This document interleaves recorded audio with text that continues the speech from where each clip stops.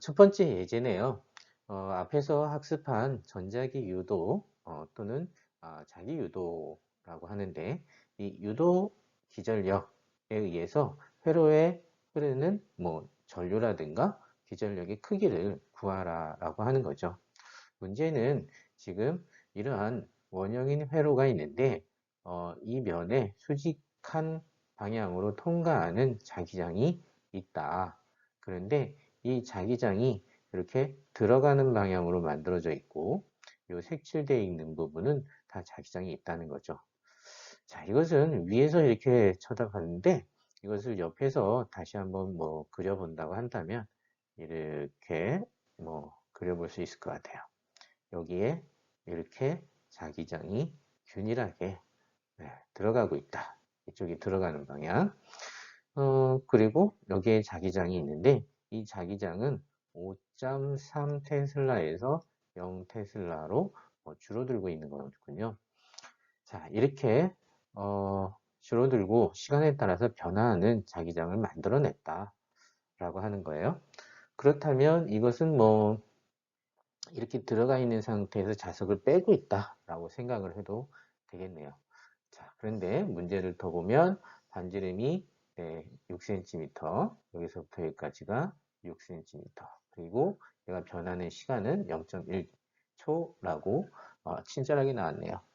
자, 그럼 뭐 기전력을 구한다는 것은 여기에서 시간의 변화량이니까 여기 시간화량 요거에다가 우리가 델타라고 이렇게 쓰는 것이 더 어울리겠네요. 델타 t라고 하고 마이너스의 델타 파이 b라고 하면 되겠네요.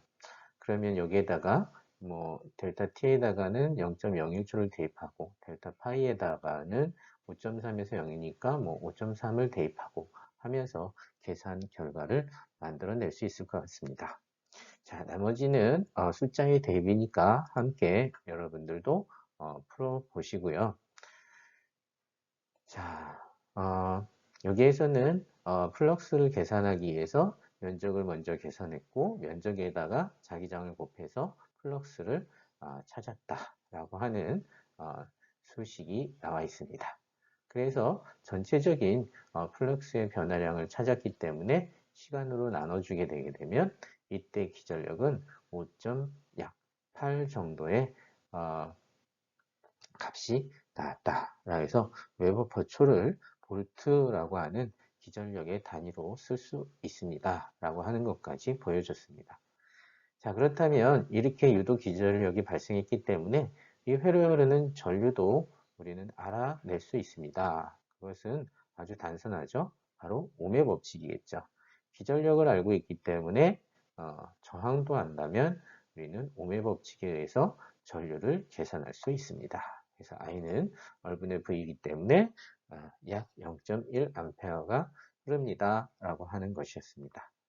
자, 이 연습은 여러분들 뭐였었던 것 같아요? 네, 이 전자기 유도 법칙 공식을 기억을 꼭 해주십사 하라고 하는 그런 연습이었고, 두 번째 단위를 보면 기전력은 볼트고 그 볼트라고 하는 것은 이렇게 웨버퍼초를 볼트라고 정의할 수 있다. 다음에 전류도 우리는 구할 수 있는데 바로 유도 기전력이 있기 때문에 전류가 흐르는 것이었다라고 하는 것입니다. 자, 그러면 다음에는 어떤 내용이 있을까요? 한번 넘어가 볼까요? 이런 그림 아마 많이 본 수능 문제를 풀면서 많이 본 친구들도 어, 있을 것 같은데요. 이번에는 문제가 보면 기전력 유도 기전력이 발생하는데 이 자기장이 시간에 따라서 세기가 변하지 않고 어떠냐면 균일한 자기장이 있다라고 하는 거죠. 균일한 자기장이 있으면 자기 플럭스가 변하지 않을 텐데 그 플럭스를 변화시킬 수 있는 방법으로 여기에 이렇게 디귿자형이 원래 도선이 있고 거기에 금속의 막대를 갖다가 이렇게 놓은 다음에 그 금속의 막대를 어떤 속도로 움직이는 거죠.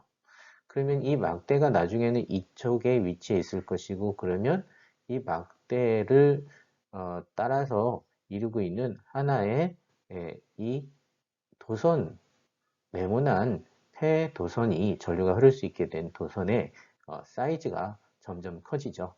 그러면 이 도선 내부를 통과하는 자속의 크기가 증가하는 것으로 볼 수 있고, 그렇다면 이 안에서도 유도 기전력이 발생할 수 있다는 거죠. 자, 그래서 이때 유도 기전력을 구해라 라고 하는 것이 첫 번째 질문이고, 두 번째는 유도 전류의 방향을 한번 찾아봐라. 그리고 세 번째, 이렇게 우리가 움직이게 되면 금속 막대에 어떤 운동이 돼야 되냐면, 일정한 우리가 어떤 사람이 힘을 줘서 아니면 외력을 줘서 얘를 끌었기 때문에 가속도 운동해야 되는데, 얘를 등속도 운동으로 잡아당겼다라고 한다라는 것은 결국 무슨 뜻이냐면, 우리가 당기는 거에 반대 방향으로 어떤 힘이 작용하고 있어서 알짜 힘이 0이기 때문에 등속도 운동으로 끌어당길 수 있다라는 것이고, 바로 그때 반대 방향의 자기력이 작용한다라고 하는 것을, 아이쿠, 벌써 답이 나왔네요. 알 수 있는데, 그 자기력의 방향을 어떻게 따져볼 것이냐, 전류가 흐르는 도선이 자기장 속에서 받는 힘, 이것으로 찾아보라. 로렌츠 폴스죠. 다음 네 번째는 유도 전류가 자기장 속에서 이 회로 전체가 움직이면 유도 전류가 발생하겠습니까? 라는 질문이죠. 이거는 뭐 바로 답이 가능하겠죠. 왜냐하면 자속이 어떤 도선 안을 통과하는 자속의 양이 변해야 되거나 자속의 시간에 대해서 변해야 되는데, 그 값이 없다면 전체가 움직이면 없는 것이고, 없다면 전류가 발생하지 않는다는 것이죠. 자, 그럼 이제 A번 문제부터 같이 한번 보죠. 자, A번 문제는 여기에서 기전력이 발생하는데 기전력의 크기는 얼마나 되겠습니까? 라고 하는 거예요. 여기에 우리가 가상의 어떤 건전지와 같은 것이 만들어진다 라고 하는 거죠. 그러면 앞에서 했던 우리 유도 기전력의 공식, 패러데이 법칙 공식을 사용하면 되겠죠.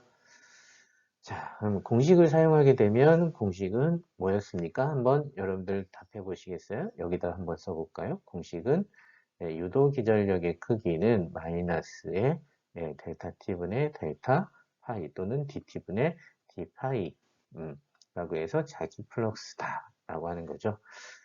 자, 그런데 여기에서 우리 시간도 안 나겠고 어떻게 구하라는 얘기지? 라는 생각을 할 수 있는데, 우선은 우리가 할 수 있는 것부터 바꿔볼게요. V라는 속도로 움직인다 라고 했고, 그렇다면 여기에 있는 면적이 바뀌게 되는데, 이 면적을 갖다가 어떻게 표현을 할까라는 생각을 해봤어요.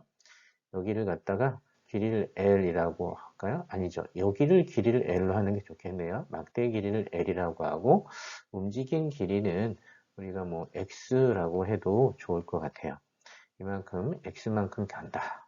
그러면 자, 여기에 파이라고 하는 것은 시간에 대해서 파이가 변하게 되는데, 이 파이는 어떻게 변합니까? 자기장은 그대로고 면적이 변하게 돼서 여기다가 델타 면적인데, 면적은 L과 X로 볼 수 있죠. L과 X. 그러면 여기에서 델타라고 하는 것은 X가 변하니까 얘는 지워줘도 되겠네요. 그리고 나서 보기 좋게 이렇게 만들어 볼 수 있습니다. 델타 파이가 바로 요게 될 거예요. 그러면 여기서 델타 t분의 델타 x라고 하는 게 다행스럽게 우리가 알고 있는 속력이죠. 그래서 유도기 전력은 마이너스 BLV와 같다라고 결론을 내릴 수가 있습니다. 아마 여러분들은 노트를 보고 있다면 네, 이미 답을 다 보면서 제 해설을 들었을 것 같습니다. 자, 이때의 유도 기전력의 크기는 바로 BLV라는 결과가 나왔는데, 이렇게 결과가 나오면 우리는 항상 되짚어서 곱씹어 봐야죠. 자기장은 변하지 않고 길이, 여기에서 막대 도선의 길이 L도 변하지 않는데, 그러면은 어떤 만큼으로 기전력이 발생합니까? 네, 속도만큼으로 기전력이 발생합니다. 만약에 얘를 빠르게 움직이게 되면 시간에 대한 자속의 변화가 커지는 거고, 그렇게 되면 유도 기전력의 크기가 커집니다. 우리가 받아들일 만한 답이 된 것 같아요. 자, 두 번째, 이때 유도 전류의 방향은 어느 방향인가? 어떻게? 제 실수로 답을 눌렀나요? 시계 방향입니다. 라고 나와 있는데, 그러면 시계 방향이 어떻게 해서 나오는지 생각을 해보면, 자, 여기에 지금 자기장이 들어가는 방향으로 그려져 있어요. 그럼 얘가 오른쪽으로 이동을 하게 되면 우리는 안으로 들어가는 방향의 자속이 더 많아지는 거죠. 그러면 거꾸로 우리 유도 전류는 이거에 대한 반대 방향으로 이렇게 나오는 방향으로 만들어져야겠죠. 그럼 나오는 방향으로 전류가 발생하려면, 자기장이 발생하려면 유도 전류는 어떻게 됩니까? 네, 나오는 방향이니까 이쪽으로 전류가 흘러야 될 것입니다. 이렇게, 이렇게, 네, 이렇게, 이렇게. 그러면 이쪽이 큰 만약에 기전력 장치가 있다면 이쪽이 플러스, 이쪽이 마이너스가 되겠죠. 자, 그래서 얘는 뭐라고요? 반시계 방향인데 왜 여기 시계 방향으로 써놨죠? 반시계 방향이 맞는지 여러분들 한번 체크를 좀 해보실까요? 네, 나오는 거고, 나오는 거면 얘가 나오는 거에 대해서 이렇게 할 거고, 그러면 이게 돌아가는 거 반시계 방향인데, 네, 여기에 제가 잘못 써놓은 것 같습니다. 반시계 방향이 답이네요. 자, 그 다음에 금속 막대에 작용하는 자기력의 방향은 어디겠습니까? 라고 하는 거예요. 자, 그러면 필요한 부분을 남기고 여기를 지워보면, 자, 요 막대에 흐르는 전류의 방향만 좀 굵게 칠해 볼게요. 얘는 지금 위쪽으로 이렇게 전류가 흐르죠. 그러면 전류가 위쪽으로 흐른다. 그 다음 자기장은 안으로 들어간다. 그럼 이때 받는 자기력의 방향은 오른손 법칙을 사용하면 되죠. 전류가 위로 올라간다. 자기장은 안으로 들어간다. 그랬을 때 손바닥 방향으로 자기장의 힘은 받는다. 어느 방향이겠어요? 네, 바로 이 안쪽 방향으로 힘을 받게 되죠. 자, 이것을 화살표로 다시 한번 표현을 해주면 3차원으로 여기가 전류의 방향, 그 다음에 이 안쪽이 자기장의 방향이면 I 크로스 B, DL, IDL 크로스 B 방향으로 이쪽으로 감아주게 되기 때문에 힘은 수직 방향인 이렇게 받는 거죠.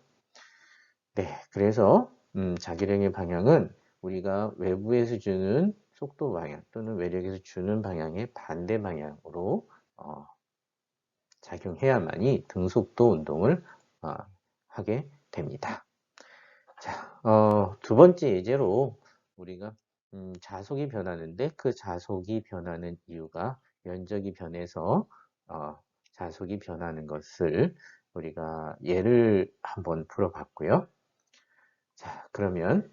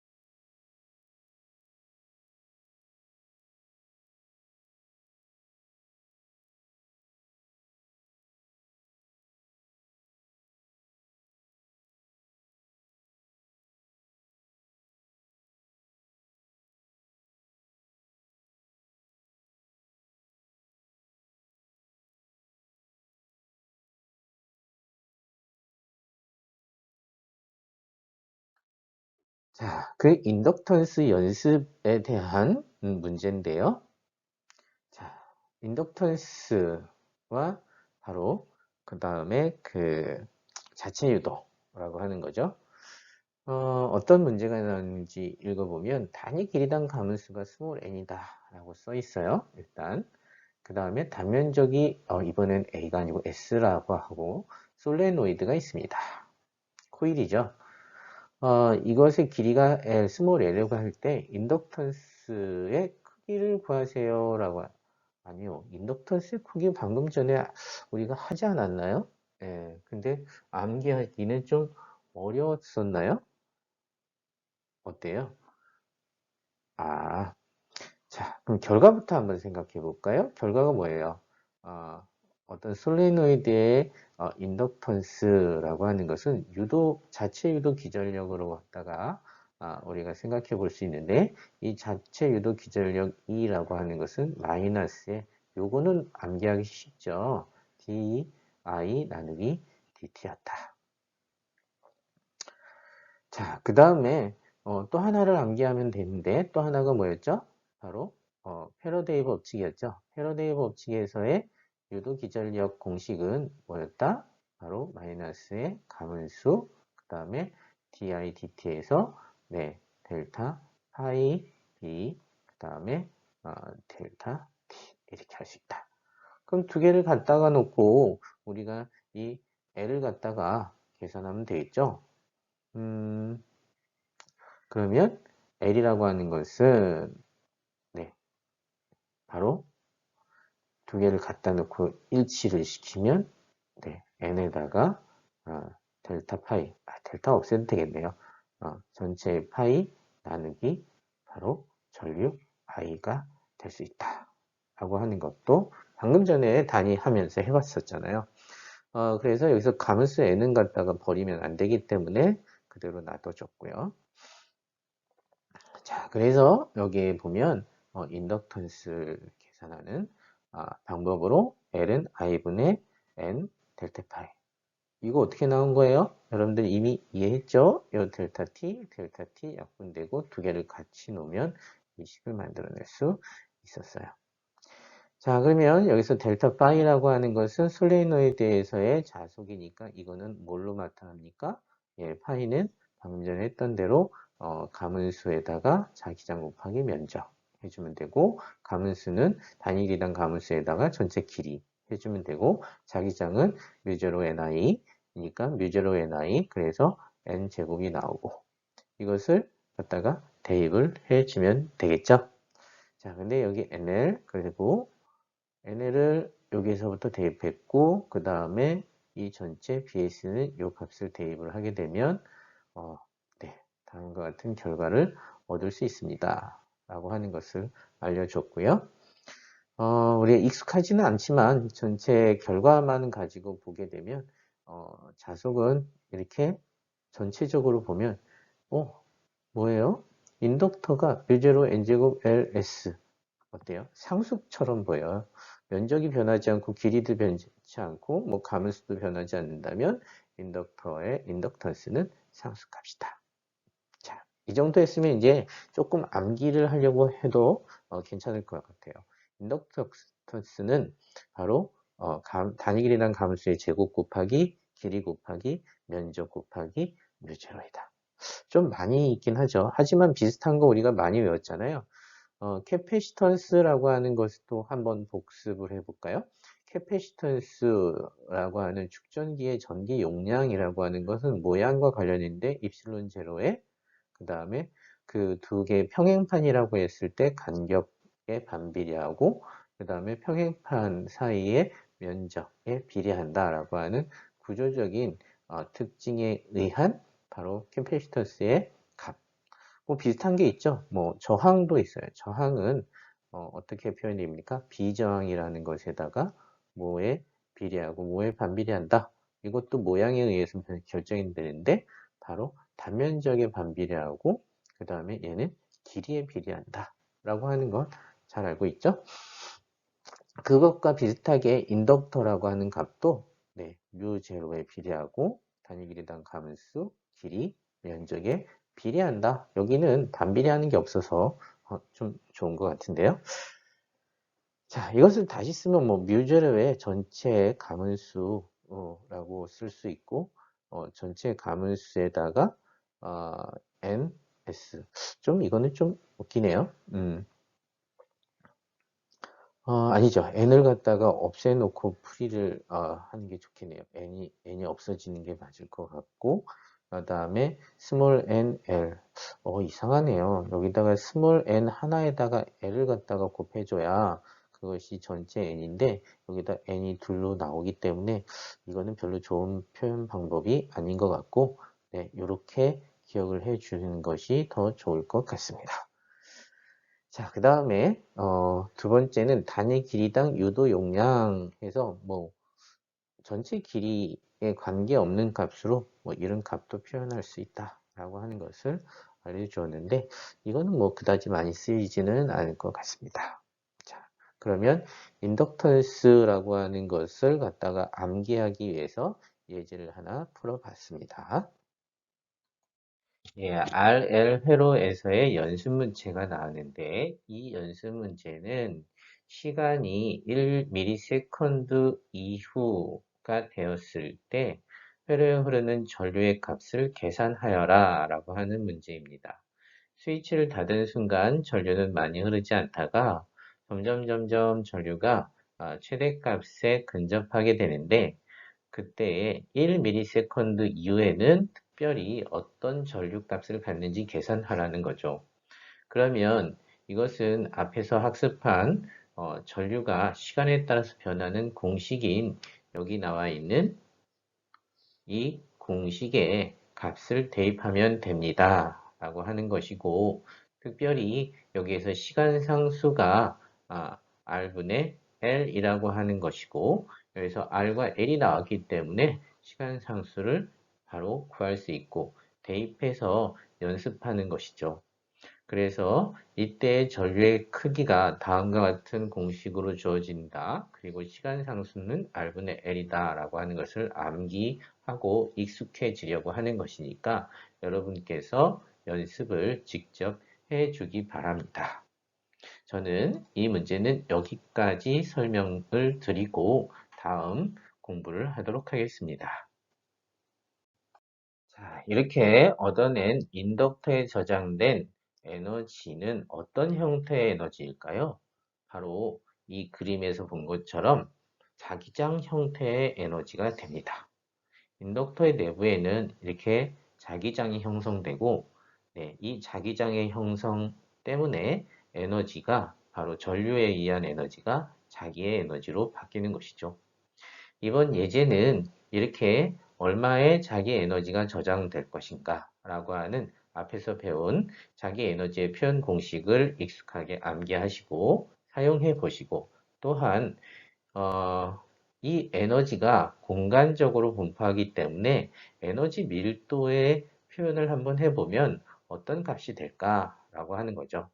우선 첫 번째 코일에 저장된 자기 에너지 값을 계산해 보면 어떤 표현이 나오냐면 네, 이게 자기 에너지의 표현이기 때문에 여기에다가 우리가 전류 I가 들어가고 L이라고 하는 인덕터의 인덕턴스죠. 그것을 대입을 하게 되면 인덕턴스는 자꾸 S를 썼다가 A를 썼다가 여러분들 헷갈릴 수 있는데 다음번에는 제가 미안하지만 이거를 조금 수정을 해서 같이 하나로 써야 되는데 이번에는 제가 조금 미스를 했네요. 자, 아무튼 S 면적이라고 합시다. 그래서 뮤제로 N제곱 L, S가 인덕턴스죠. 얘를 갖다가 대입을 하게 되면 좀 복잡한 것 같지만 네, 뭐 어려운 산수는 아니니까 그대로 한번 따라가 보면 2분의 1 뮤제로 N제곱 I제곱 네, SL 이렇게 대입을 한 거죠. 즉 얘를 대입을 해서 쓸 수 있고 이것을 조금 보기 편하게 형태를 바꿔줬어요. 제곱을 다 유지를 시켜주기 위해서 유제로를 일부러 좀 바꿔봤어요. 그 다음에 SL이라고 하는 것은 단면적 곱하기 길이니까 전체 부피가 될 것이고, 즉 크기에 하는 것이라서 그냥 놔둬보면, 자, 여기서 뮤제로 NI라고 하는 게 바로 뭡니까? 자기장의 내부의 자기장의 크기죠. 자기장의 크기를 뮤제로 IN, 뮤제로 NI 이런 식으로 우리가 오른손 법칙으로 알았었잖아요. 자, 그것을 앙페르 법칙으로 우리는 이제 얻어냈는데, 자, 이때에 자기장 B로 대입을 하게 되면 결과는 간단하게 쓰여집니다. 이죠. 그러면 이렇게 만들어낸 이유는 다음과 같습니다.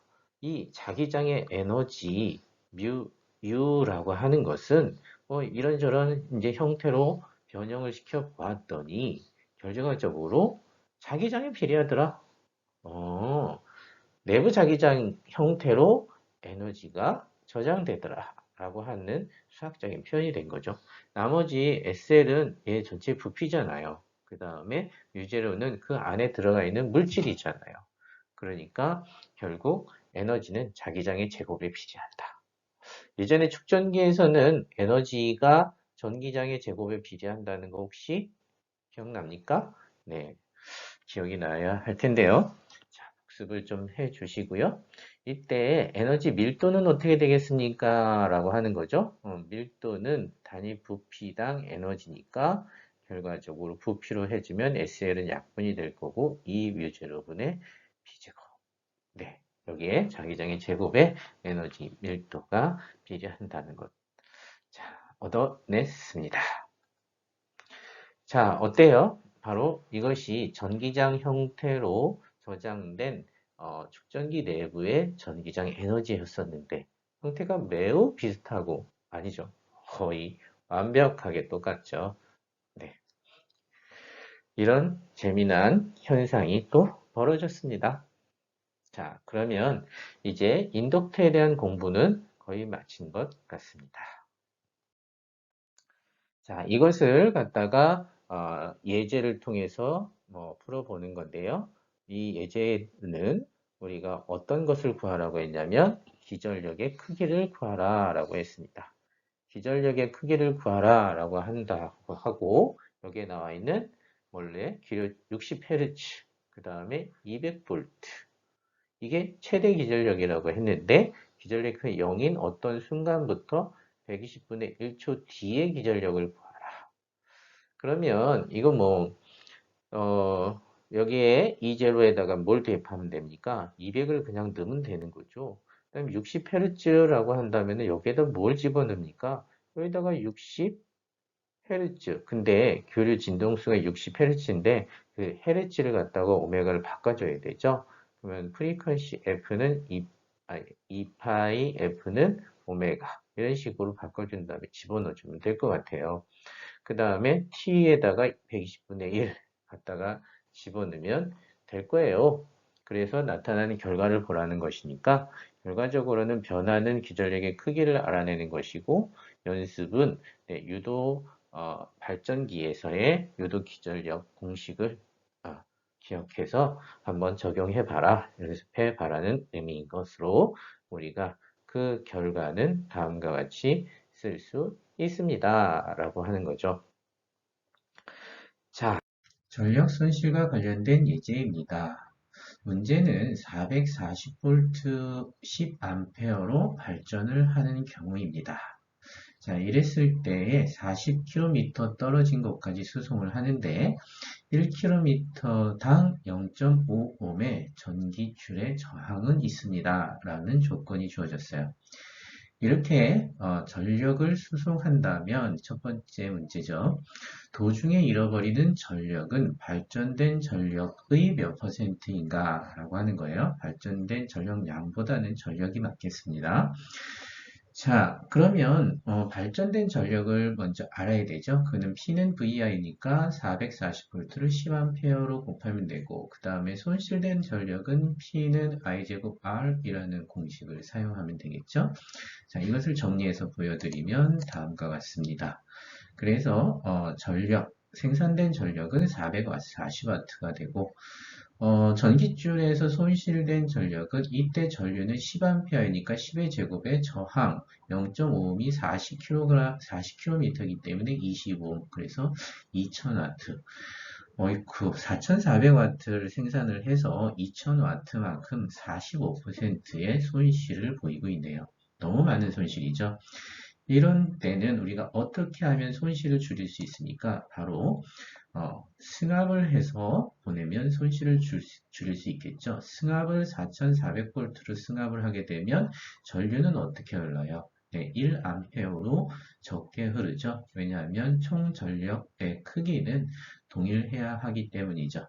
그렇게 했을 때 전류가 10배만큼 증가하게 되면 손실 전력은 바로 100배만큼 감소하기 때문에 20W의 손실을 겪게 되겠습니다.